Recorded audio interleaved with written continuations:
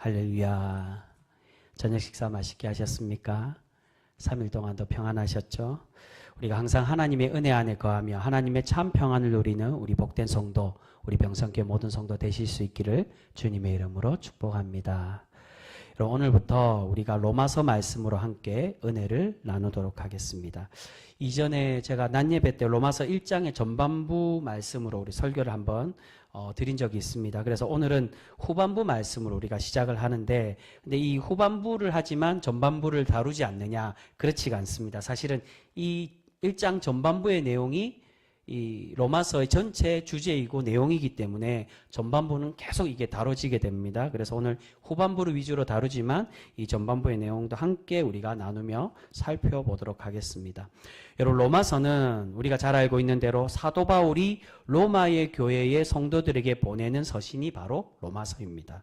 이 로마서는 바울 신학의 진수를 담은 서신이라고 말할 만큼 바울과 바울의 복음을 이해하는데 가장 중요한 성경이라고 그렇게 이야기를 합니다. 그런데 로마서는 이전의 바울 서신, 다른 바울 서신들과는 많은 차이를 보이고 있습니다. 이전의 다른 서신들은 어떻습니까? 그 내용을 보시면 우리가 새벽기도 때 이제 계속 바울 서신을 보고 있는데, 이제 바울 서신이 다 끝나고 이제 베드로 전서로 넘어갔습니다.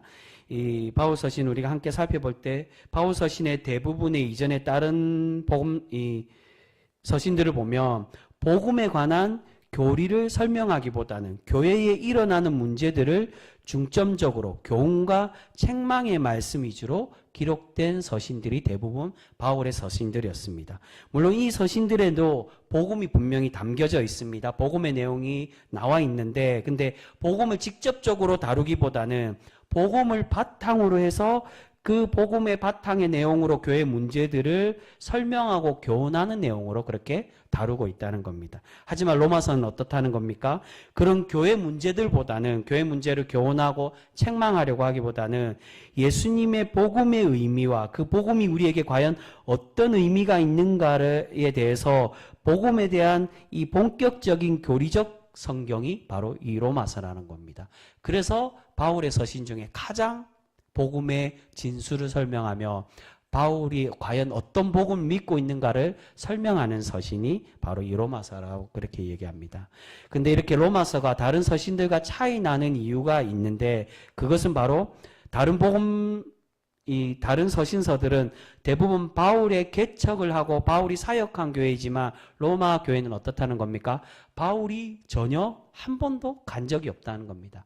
나중에 바울이 잡혀서 이제 로마에 있는 감옥에 잡히지만 감옥에 간 것이지 로마 교회를 방문한 것이 아닙니다. 이전에는 전혀 일면식도 없고 서로 관계나 교류가 없던 교회에 바울이 갑자기 이 로마 교회에 서신을 보내고 있다는 겁니다. 이전에 바울 서신을 통해서 우리가 함께 살펴봤을 때 설명드린 것처럼 골로새 교회도 사실은 바울이 개척하거나 사역한 교회는 아닙니다. 그래도 골로새 교회는 바울의 동력자인 에바브라가 개척한 교회였기 때문에 이 골로새 교회의 상황도 잘 알고 있고, 또한 에바브라도 잘 알고 있기 때문에 에바브라와 골로새 교회 문제를 잘 알아서 그것을 해결하기 위한 목적으로 바울이 서신을 보내고 있다는 겁니다. 그러니까 어느 정도 골로새 교회의 내용들을 알고 있습니다. 그런데 바울은 로마에 대해서 잘 알고 있느냐? 사실 그렇게 잘 알지 못한다는 겁니다. 그렇다면 과연 바울은 한 번도 방문한 적이 없고 교류가 없었던 이 로마 교회에 서신을 보내는 이유가 과연 무엇일까요?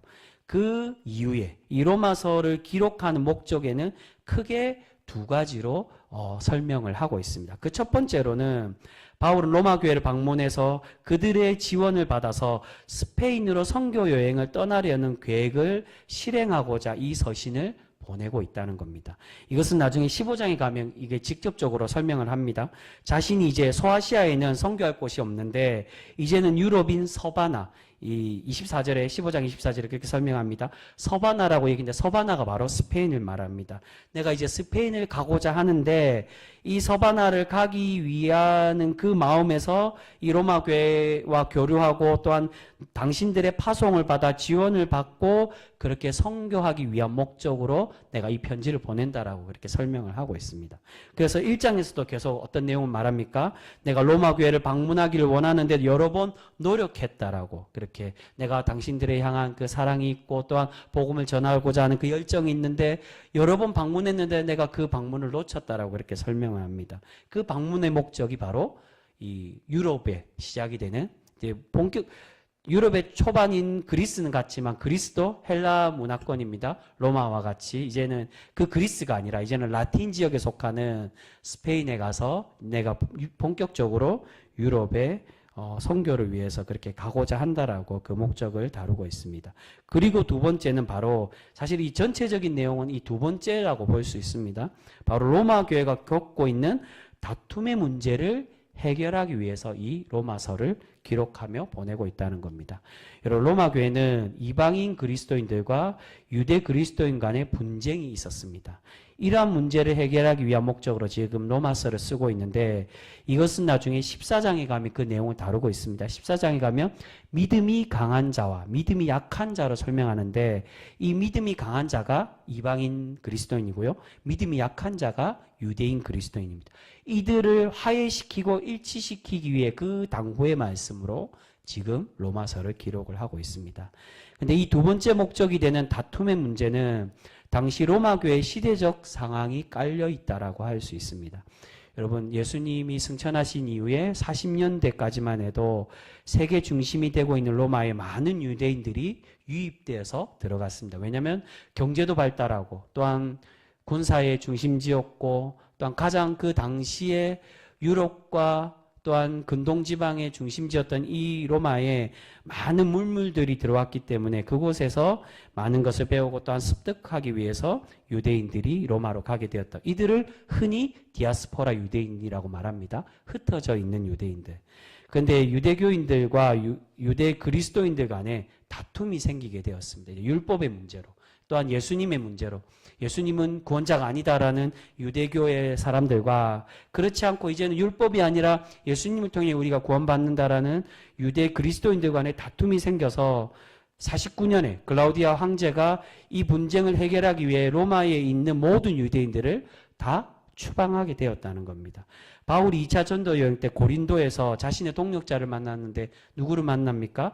브리스길라와 아굴라를 만나는데 이 사람들도 로마에 있다가 추방된 사람들이 이 고린도에서 와서 만나게 되었습니다. 그리고 나중에 다시 로마로 돌아갑니다. 그리고 몇 해 지나지 않아 54년에 무슨 일이 있었냐면 글라우디오 황제에서 이제 그 유명한 네로 황제가 황제로 등극하게 됩니다. 이때 이 추방령이 해제되고 다시 유대인들이 돌아오게 되는데 고린도 교회에서 만난 브리스길라 아굴라도 이때 로마로 돌아가서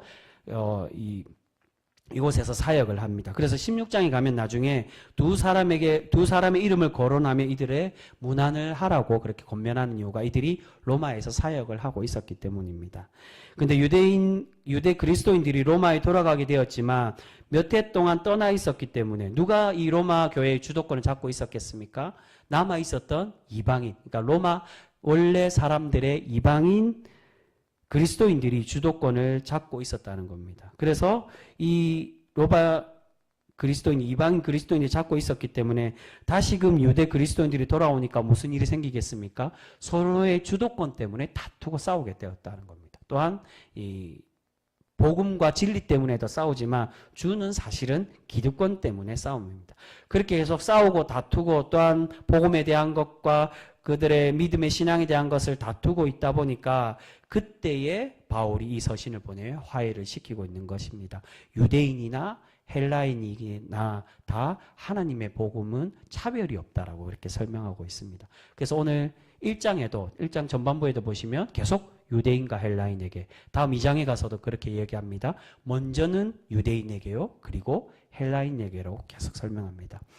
하지만 바울은 지금까지 전혀 교류가 없던 로마 교회였기 때문에 이전의 다른 교회들처럼 책망과 교훈으로 서신을 쓰지 않고 바울이 믿고 전하는 복음을 설명하면서 지금 일어나고 있는 이 분쟁의 문제를 해결하고 또한 자신을 지원해 줄 것을 그렇게 요청을 하고 있습니다.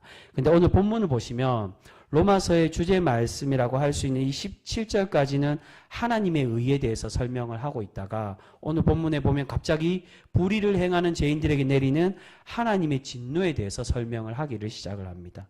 여러분, 이것은 사실 바울이 갑자기 다른 이야기를 하려는 게 아니라 계속 이어서 하나님의 의로움, 이 하나님의 의로움, 하나님의 의라는 건 하나님의 칭의를 말합니다. 하나님의 칭의를 설명하기 위해서 이 진노에 대해서 다시금 설명을 하고 있다는 겁니다. 여러분, 로마서 1장 전반부에서 로마서의 전체 주제를 먼저 설명하고 제시하고 있습니다. 그리고 그 다음부터 과연 이 하나님의 의로움, 하나님의 칭의는 무엇이며 이 칭의와 우리와의 관계가 무엇인지를 설명하기를 시작합니다. 그래서 이 하나님의 의에 대해서 설명하는 내용이 1장에서 4장까지 계속 이어지고 있습니다. 하나님의 의가 이 1장의 전반부에만 끝나는 게 아니라 4장까지 계속 이어지고 있다는 거. 그리고 4장 이후에 4장 중반부부터 이제 5장에 본격적으로 나오지만 5장부터는 이제 그리스도인의 거룩한 삶이 뭐냐, 이제 그 부분에서 이제 그 화해에 대한 이야기가 나옵니다. 참된 그리스도의 성령의 삶이 뭐냐, 그것을 이제 5장에서부터 설명하기 시작합니다. 우리 그 말씀 한번 보겠습니다. 우리 18절 말씀. 왜 이 진노에 대한 이야기를 하나님의 의에 대해서 이어서 이야기를 하느냐, 이제 18절부터 우리 함께 보겠습니다. 우리 18절 같이 읽습니다. 시작. 하나님의 진노가 불의로 진리를 막는 사람들의 모든 경건하지 않음과 불의에 대하여 하늘로부터 나타나나니. 아멘. 하나님의 진노가 내리는데 누구에게 내린다고 말씀합니까? 하나님의 진리를 막고 모든 불경건한, 경건을 지키지 않는, 경건하지 않는 그 불의한 자들에게 하나님께서 내리신다는 겁니다. 그래서 이후에 21절에서 보면 그 불경건이 무엇이냐? 21절부터 우상숭배와 또한 동성애와 그리고 여러 가지 죄악들에 대해서 열거하면서 설명하고 있습니다. 이런 불경건한 자들, 이러한 하나님의 진리를 막고 있는 이러한 자들에게 하나님의 진노가 내리게 될 것이라는 겁니다. 여러분, 오늘 후반부에 나오는 이 하나님의 진노가 내리는 죄악들은 누가 짓는 것입니까? 사실 이 본문의 말씀은 14장에 나오는 바로 믿음이 강한 자들, 이방인 그리스도인들에게 그리스도인들이 저지르는 죄악에 대해서 말씀하고 있습니다. 유대인들이 아니라 이 이방인들에 대해서 이야기를 하고 있습니다. 앞에 5절과 6절에 보시면은 그 이야기를 하고 있습니다. 로마 교회에 보내고 있기 때문에 로마 교회 여전히 유대인들도 있고 이방인 그리스도인도 있지만 이방인된 너희 복음에 대해서 앞에 1장에 설명을 하고 있습니다. 이방인들에 대해서 이야기를 합니다. 여러분, 앞에 하나님의 의에 대한 말씀을 하다가 갑자기 하나님의 진노에 대한 말씀을 시작하는 이유는 하나님께서 우리를 의롭다고 칭하여 주시는 것은 오직 하나님의 은혜를 믿음으로 말미암아 되어진다는. 그러니까 이 진노에 대한 이야기하는 것, 앞에 의와는 다르게 그렇게 하나님의 의를 주셨는데 너희들은 죄인이다, 너희들은 탈락됐다, 너희들은 끝났어 라고 이야기하는 게 아니라 무엇을 이야기하고자 하는 것입니까? 이 죄인이지만 앞에 의에 대한 거, 결국 우리가 구원받을 수 있는 건 무엇 때문이라고요? 하나님의 그 의로우심, 우리를 향하신 그 의로움의 결과인 하나님 예수 그리스도의 복음으로 우리가 하나님의 구원을 받을 수 있다는 겁니다. 우리는 그 은혜가 없으면 아무런 구원이 없는 존재임을 말씀합니다. 이렇게 극악무도한 죄인이며 버림받을 수밖에 없는 죄인임에도 불구하고 우리 하나님께서는 우리를 어떻게 하신다는 겁니까? 우리를 사랑하셔서 하나님의 의의 증거인 예수 그리스도의 복음을 통해서 오직 그 복음을 믿음으로 우리가 구원받을 수 있음을 우리에게 말씀하고 계신다는 것입니다. 여러분, 지금 로마서는 이방인 그리스도인들과 유대 그리스도인의 화해를 위해서 기록을 하고 있습니다. 그런데 1장에서 이 이방인들의 죄에 대해서 기록하고 있는데 이렇게만 설명하면 로마 교회에 있는 이방인들이 어떻게 생각하겠습니까? 마음이 상하고 반발하게 될 것입니다. 왜 우리 죄악들만 이야기하지라고 생각할 수 있기 때문에. 그래서 다음 장에 무엇이 나오겠습니까? 당연히 유대인들의 죄악에 대해서 이야기를 한다는 거예요. 1장 전반부에 하나님의 의로운 뭐냐, 이 사실은 결론을 먼저 짓고 이야기하는 겁니다. 가끔 소설이든 또한 설교도 그렇지만 결론을 먼저 이야기하고 설명하는 경우가 있는데 사도 바울이 지금 그 방법을 사용하고 있습니다. 우리가 믿어야 될 복음이 뭐냐? 내가 전하고자 하는 게 뭐냐? 여러분들에게 나를 소개하는 내용이 뭐냐? 예수 그리스도의 복음인데 그 복음의 결과는 뭐냐? 바로 우리가 하나님의 의로움으로 우리가 그 의로움을 믿음으로 구원받는다라는 것을 먼저 전제하고 시작을 합니다. 그런데 우리는 과연 어떤 존재냐? 그러나 하나님의 의를 받았는데 이방인 너희들은 결국 죄인일 수밖에 없고 또한 2장에 가서는 유대인들도 너희들도 마찬가지라고. 먼저 된 유대인이지만 하나님의 율법으로 하나님의 선택받은 자, 그래서 먼저 된 유대인이라고 제가 이전에 새벽기도 말씀드린 것처럼 장자사상, 장자된 유대인이라고 그렇게 설명하는 겁니다. 그렇게 장자된 유대인이지만 결국 어떻다는 겁니까? 너희 강한 믿음이 강한 이방인이든 믿음이 약한 유대인이든 모두 다 하나님의 말씀 안에서는 다 죄인일 수밖에 없다는 겁니다. 그렇다면 그 죄인이기 때문에 너희들이 다 탈락되느냐? 그렇지 않고 오늘 전반부에 얘기하는 거, 그럼에도 불구하고 우리는 하나님의 그 무한하신 우리를 의롭다라고 칭하여 주시고자 하는 하나님의 그 복음의 은혜의 말씀으로 우리가 구원받게 됨을 말씀하고 있습니다.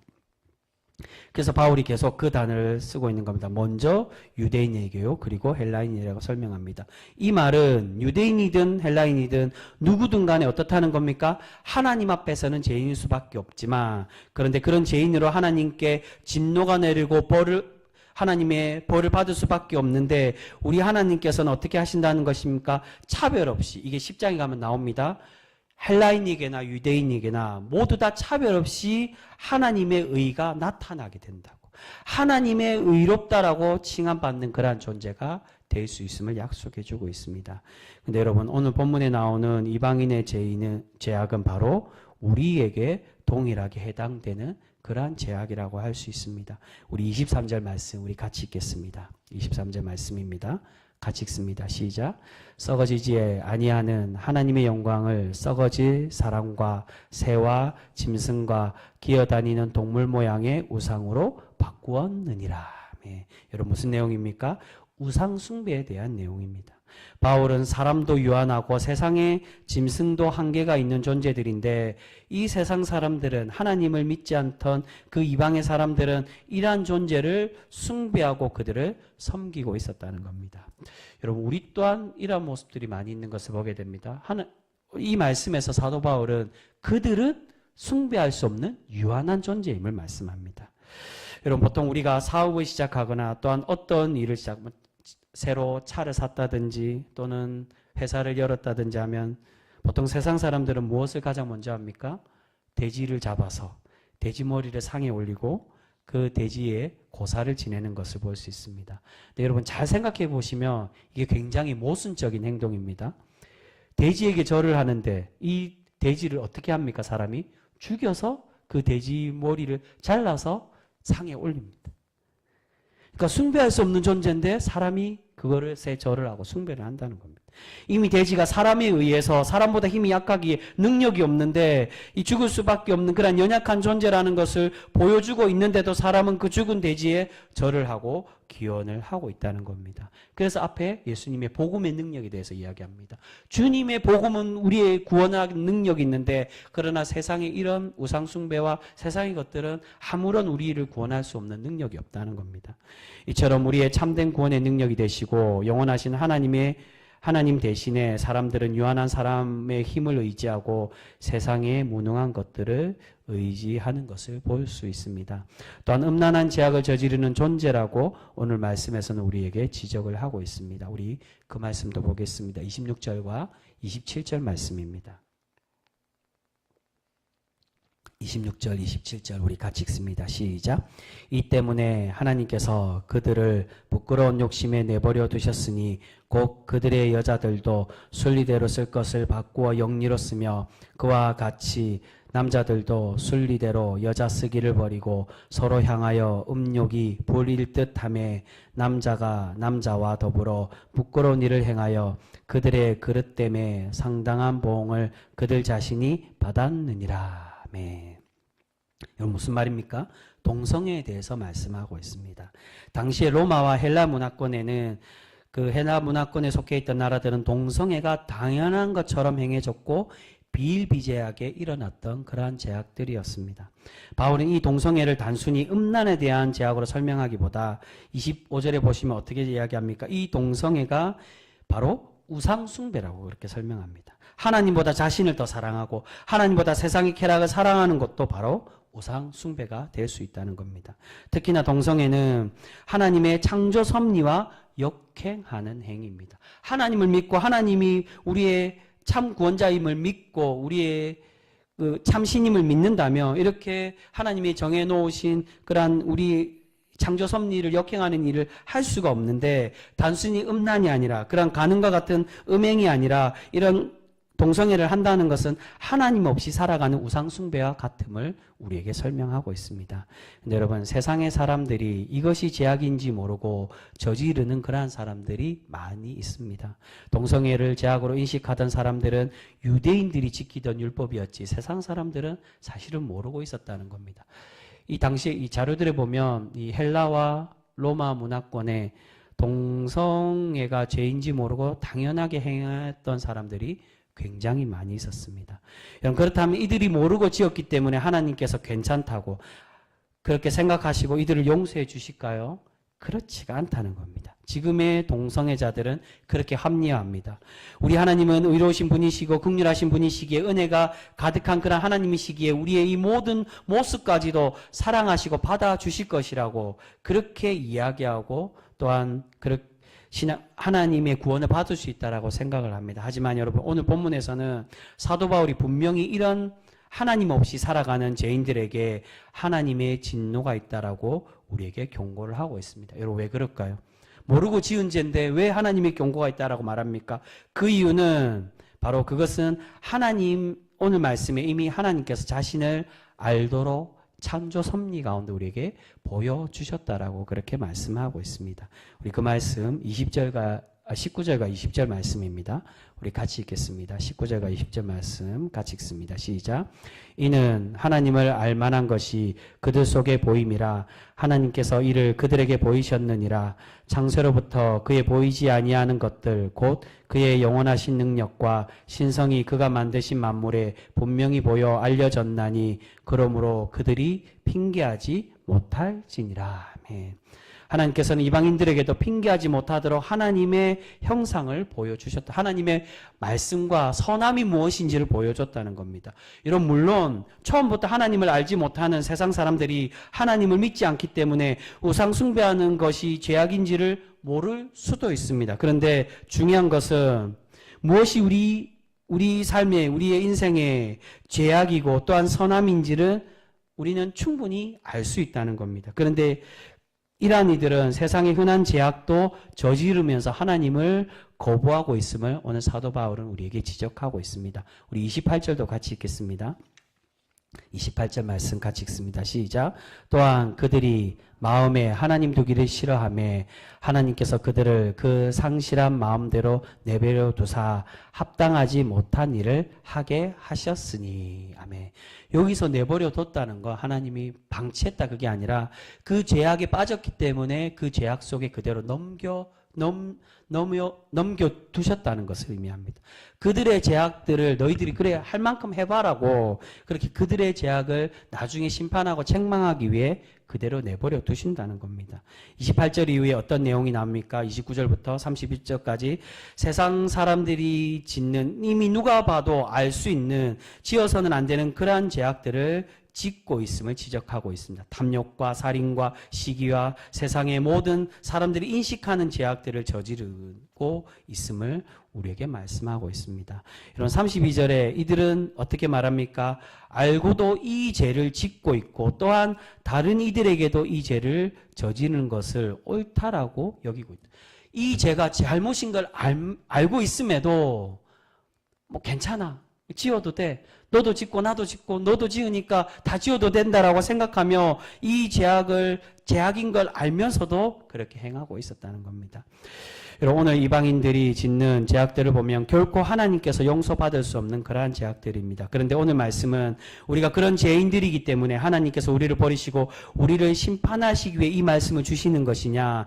그렇지가 않다는 겁니다. 오늘 이 말씀은 바로 우리에게 앞에서 말씀드린 것처럼 그럼에도 불구하고 이 이방인들이 지은 죄나 또한 다음 주에 우리가 살펴볼 2장에 나오는 유대인들이 그 율법으로 그렇게 하나님을 멀어진 그러한 죄악 속에 있을지라도 동일하게 우리 하나님 여전히 우리를 사랑하셔서 우리를 대신해서 예수님을 보내주심으로 우리를 구원해 가고 계신다라고 우리에게 약속해 주고 계십니다.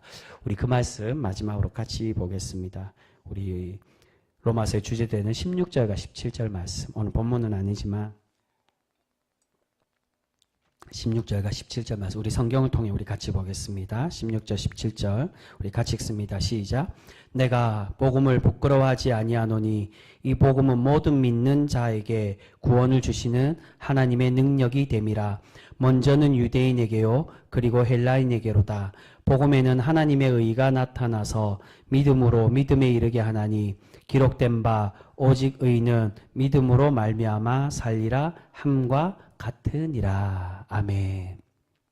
여러분 16절에 이 복음이 모든 믿는 자에게 구원을 주시는 하나님의 능력이 된다라고 그렇게 말씀하고 있습니다. 여러분 왜 복음이 하나님의 능력이라고 말씀할까요?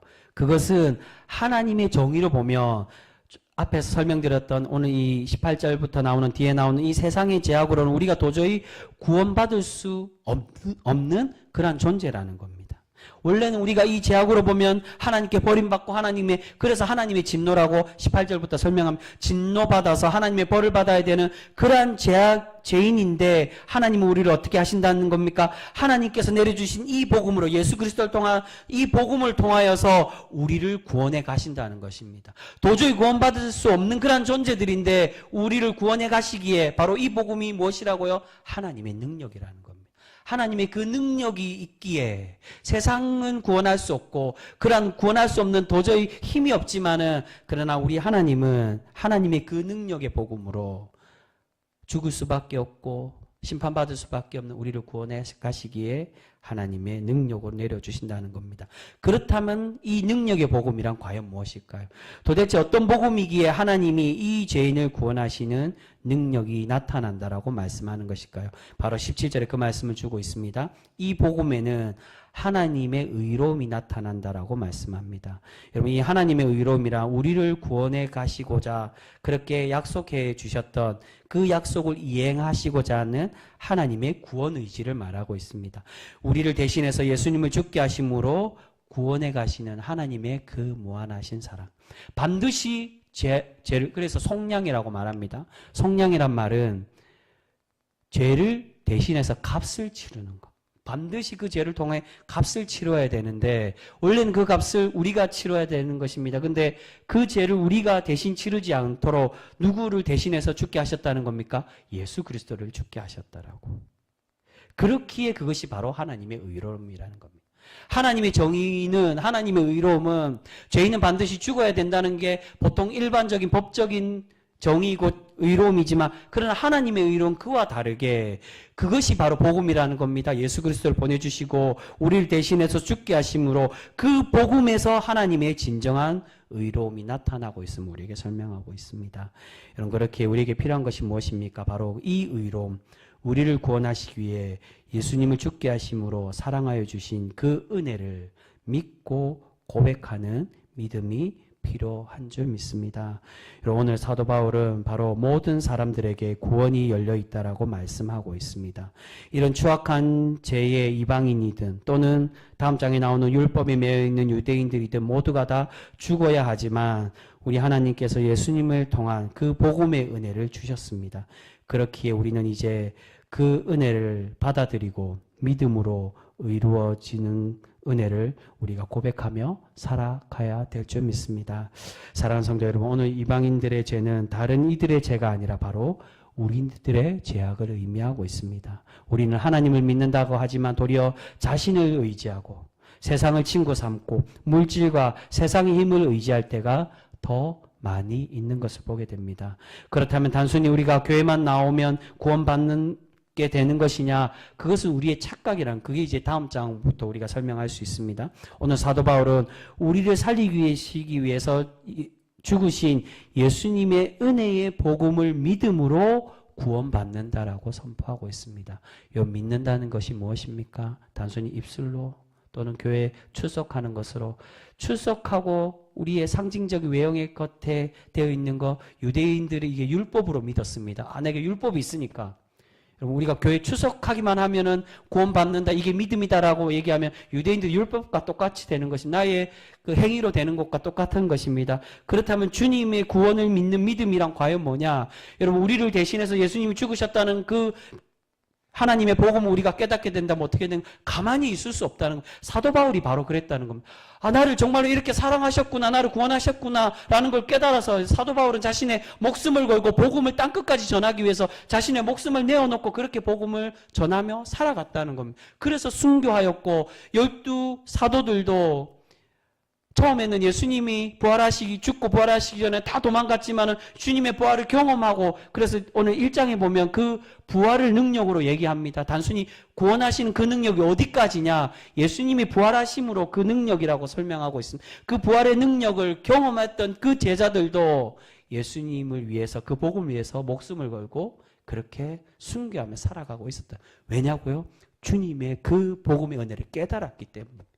여러분, 우리가 진정으로 믿는다는 게 무엇입니까? 주님의 그 복음의 은혜를 진정으로 깨닫고 몸소 우리가 몸부림치며 그 믿음을 삶으로 행하며 실천하며 살아갈 때 그것이 진정으로 주님의 은혜를 믿고 고백하는 것이라고 할 수 있습니다.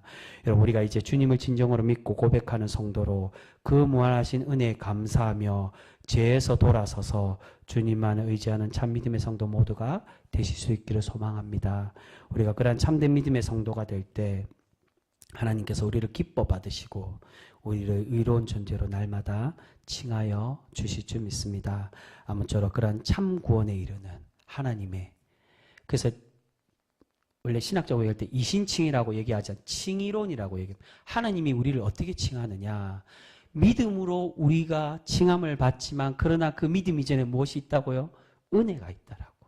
하나님이 우리를 무한하신 은혜를 주셨는데, 근데 은혜를 주신 것만으로 되는 거냐? 여러분, 우리가 자녀들에게, 미운 자녀들에게 음식을 차려주었지만 그 자녀가 그 음식을, 어머니가 나에게 이 귀한 음식을 주셨으니까 참 감사하구나라고 그냥 그 음식 차려준 것만 본다고 해서 그게 감사함을 느낄까요? 그렇지 않고 이 음식을 경험하기 위해 먹어야 된다는 겁니다.